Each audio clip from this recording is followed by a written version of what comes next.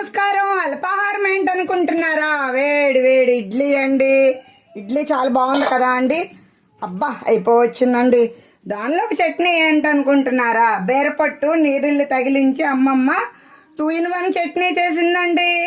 ఎందులో అయినా సరే పేరున్న నెయ్యి వేసుకుని తింటే ఆ రుచి చాలా బాగుంటుందండి. అమ్మమ్మ పేరున్నెయ్యి.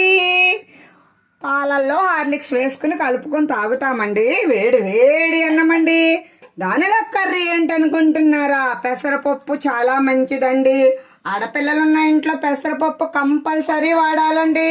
పెసరపప్పు బీరకాయ కర్రీ చేశానండి. అదేనండి పప్పు కూర వండాను. 2-in-1 చట్నీ అని చెప్పాను కదా అండి. బీరకాయ పొట్టు ప్లస్ విత్ గొజ్జు కూడా పచ్చడి తయారు చేశానండి. కమ్మనైన చిట్టి కుండ పెరుగు, స్నాక్స్ నిమిత్తం బిస్కెట్లు, మిక్చర్ అండి. బొగడబంతి పూల చెట్లు చూసారా ఎంత బాగా పెరుగుతున్నాయో. ఉంటారా? Bye bye.